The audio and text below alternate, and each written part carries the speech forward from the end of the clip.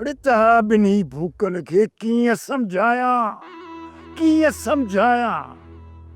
असल में इहा फ़ाइदे वारी ॻाल्हि कान्हे त तव्हांजे भेण जे करे तव्हांजे पुफीअ खां 2 लख खनि ईअं फुरे आयुसि।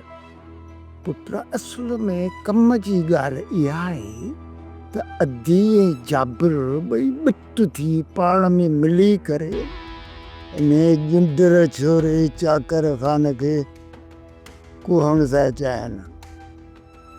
बाबा इन में कहिड़ी वॾी ॻाल्हि आहे? यार जेकॾहिं चाकर ख़ान मरी थो पए न त सभिनि मां ख़तरो तरी वेंदो। अरे असांजी ज़िंदगीअ खे ख़तरो इन चाकर ख़ान मां कोन्हे। जेकॾहिं असांजी ज़िंदगीअ खे ख़तरो आहे न त इन तुम्हारी पुफी इन जाबरूअ मां आहे, जाबरूअ मां। छा बाबा साईं, असांजी पुफी असांजी दुश्मन आहे? हाँ अरे मुंहिंजी ॻाल्हि ॿुध।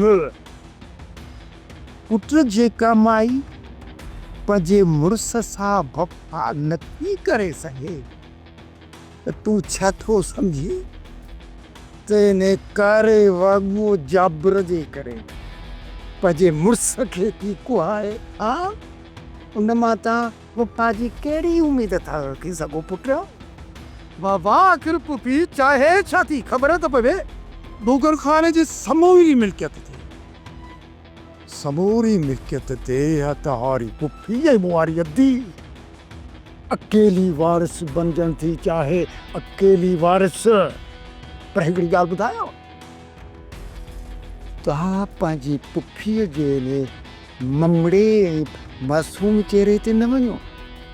इन मासूम चेहरे जे पुठियां हिकिड़ी ॾाइण औरत लिकियल आहे, ॾाइण औरत। उनखे गौर सां ॾिसो, गौर सां। बाबा तुंहिंजे चवण जो मक़सदु आहे त चाकर ख़ान जे मरण खां पोइ असांजो वारो अचण वारो आहे, ईअं न? बाबा तूं छा थो सम्झी त चाकर ख़ान जी मौत खां पोइ छा पुफी जाबिर ख़ान सां शादी कंदी? इहा तव्हारी पुफी ऐं मुआरी अथी आज़ाद ख़्यालनि जी मालिका। वो कॾहिं बि न चाहींदी त लावल चाकर ऐं डूंगर ख़ान खां आज़ादी वठण खां पोइ को अची हुन जे मथां हुकुम हलाए। इन सबब जे करे हूअ जाबिर सां शादी हरगिज़ न कंदी। उनखे पंहिंजी शादीअ जे लाइ आसरे में रखंदी ऐं चाकर खे माराइण जी कोशिश कंदी। जॾहिं चाकर ख़ान फुटी वियो न त जाबिर जो रुख़ असांजे तरफ़ कंदी ऐं जॾहिं इहो जाबिर असांखे मारण में कामयाब थी वियो न त पोइ ख़बर थी छा थींदो? इन्हे जाबिर ख़ान खे असांजे खूननि जे इल्ज़ाम में टंगराए छॾींदी ऐं उन खां पोइ हा तव्हारी पुफी ऐं मुंहिंजी अदी अची हिन ॻोठ में रहंदी ऐं ॻोठ जे सभिनी माण्हुनि ते हुकुम हलाईंदी। हुकुम न हुन माईअ खे केरु चवण वारो हूंदो, न वरी आखण वारो हूंदो, न वरी को टोकण वारो। पर मुंहिंजी अदी ऐं तव्हारी पुफीअ खे त ख़बर ई कान्हे।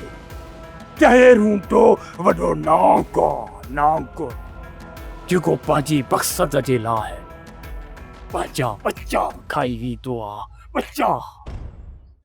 सोप सीरियल पंजाबेरी तमाम एपिसोड्स ॾिसण लाइ विज़िट करियो असांजो official YouTube channel Sindh TV HD drama. Subscribe कयो असांजो official YouTube channel Sindh TV HD drama ऐं वधीक अपडेट लाइ बेल आइकन खे क्लिक करियो।